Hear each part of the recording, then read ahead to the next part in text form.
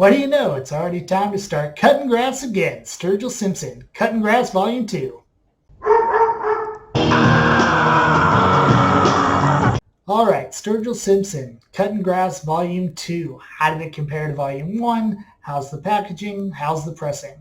So my original review of Cuttin Grass Volume 1, I think was, pretty favorable of the music and pretty mediocre on the pressing. And that kind of carries through here. So we'll talk about kind of the differences between each package. Albums, I think they do really flow nicely together. So, we'll dive into the music a little bit, but yeah, really kind of stick on the packaging, the vinyl, and, where this album stands compared to the first one. So as far as physical packaging, first one had a great gatefold, great interior photos. Really seemed like something that was simple, kept fairly low cost. Obviously, it was a 2LP, so, the gatefold was more justified, I think. This one, single jacket, it is still embossed. It, does have some unique elements about it. Again, we did go with the indie exclusive on this one, so we do have color. We have all those elements. But I do think that the first one just, the green and the yellow with the mower hitting that kind of John Deere logo, I think was fun and a little cheeky. So I think that was a nice touch.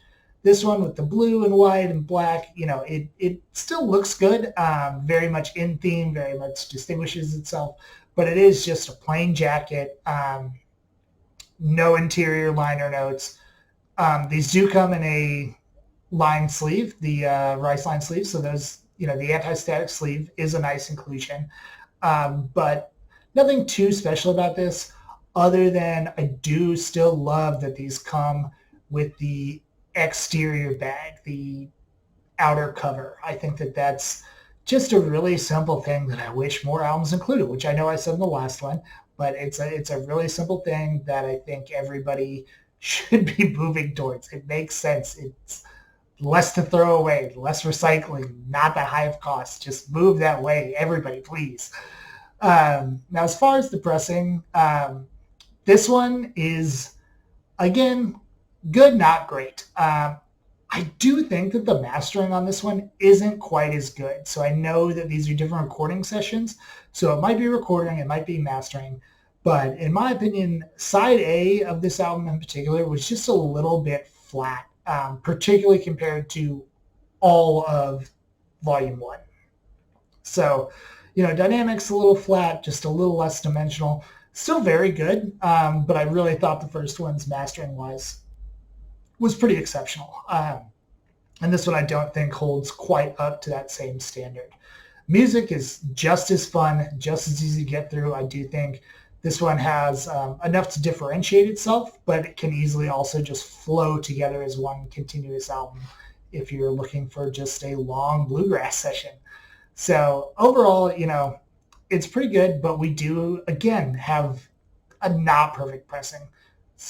Crackles and pops are there. Not so much that it's distracting, but they're there, and it's always unfortunate. It seems to be becoming pretty common of particularly pop releases. So just like last time, the colors are fun. Owning the two sets of the volume is fun. It overall is a very, very fun album, and I would get it if you're a fan, if you're a bit of a collector. I don't think, just like the last one, I don't think the values on this are going anywhere if you're collecting in that element. But I do think this one's fun. It's good to own.